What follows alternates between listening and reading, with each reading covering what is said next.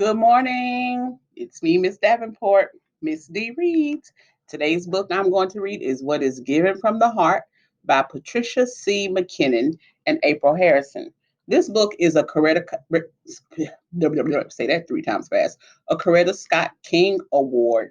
And if you don't know who Coretta Scott was, Coretta Scott King, excuse me, she was the wife of Dr. Martin Luther King Jr. So, what is given from the heart? It was a few rough months for Mama and me. We were already poor, but we got poorer last April when Daddy went to sleep on the front porch and never woke up. Mama cried and cried because Daddy didn't have a suit to be buried in. Come June, we lost the farm and moved to a rundown shotgun house in the bottoms. On Friday the 13th, it rained frogs, everything flooded, and Smitty, my dog, disappeared. Misery loves company, Mama said, shaking her head as she swept water out the back door. I hugged her up close, the way I always did when she was sad or I was scared. Long as we have our health and strength, we are blessed, James Otis, Mama said, trying to sound brave. But things didn't get any better. We got an early snowfall in November and Christmas was skimpy, but we made it through to the new year. Turn my camera so you guys can see the picture a little bit more. For I realized February was upon us with Valentine's Day just 2 weeks away. On Sunday, Reverend Dennis made an announcement during services. Just as we always do, we'll be delivering love boxes to needy folk in our community, he said. Irene Temple and her little girl have lost everything in a fire. We must add them to our list. Next week, bring whatever you think might be useful to them. Remember, what is given from the heart reaches the heart. James Otis, we need to help out, Mama said on the cold walk home. I came back with, how we gonna do that, Mama? We ain't got nothing ourselves. Mama kept right on talking. Sister Bunch told me the daughter's name is Sarah. She's 7, 2 years younger than you. You can find a little bit of something for her, don't you think? I wasn't convinced. What do I have that a little girl would want? Now, said Mama. Remember what Reverend Dennis said? What is given from the heart reaches the heart.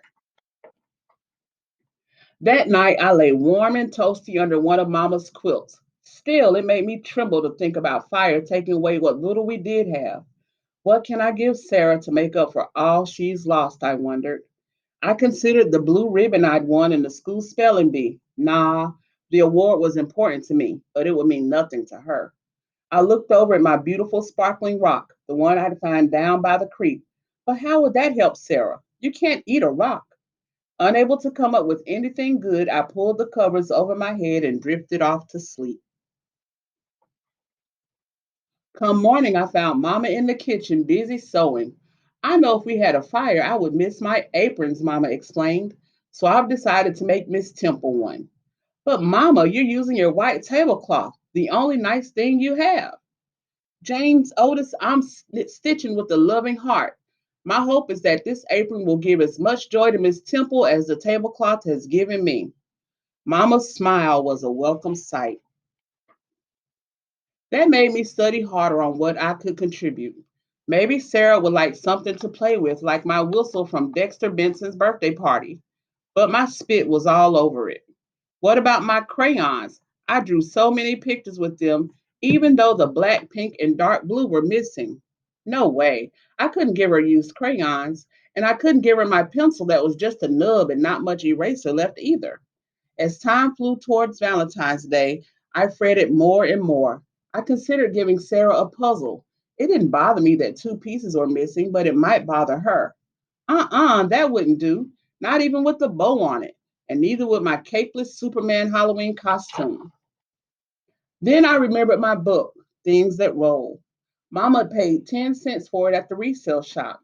I read it every night until I memorized each word, and then I drew pictures of all the stuff that rolled.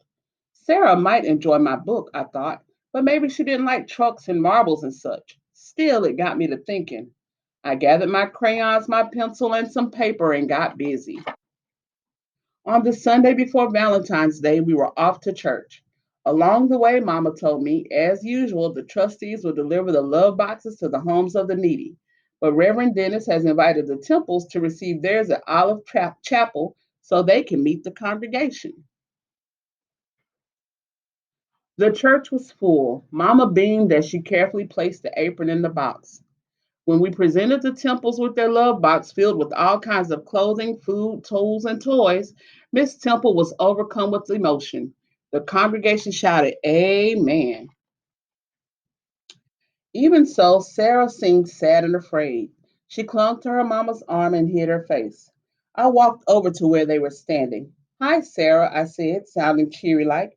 My name is James Otis, and I'm pleased to meet you. Same to you, she answered, looking at her feet.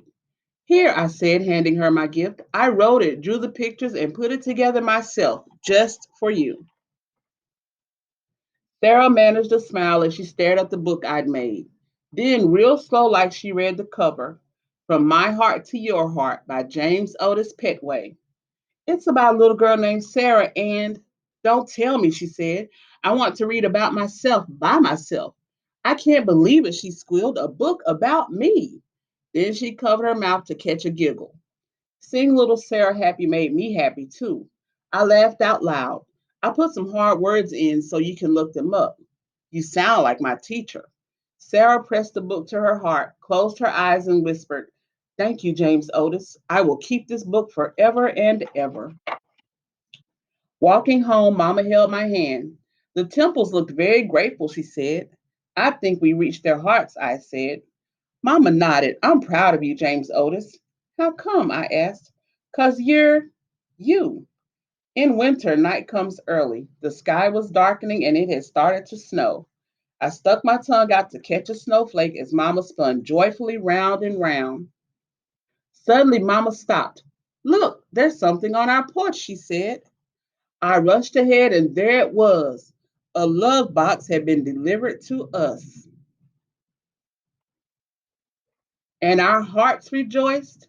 Our hearts rejoiced. The end. And this book is called again, What is Given from the Heart by Patricia C. McKissick and April Harrison. Hope you enjoyed it. See you tomorrow.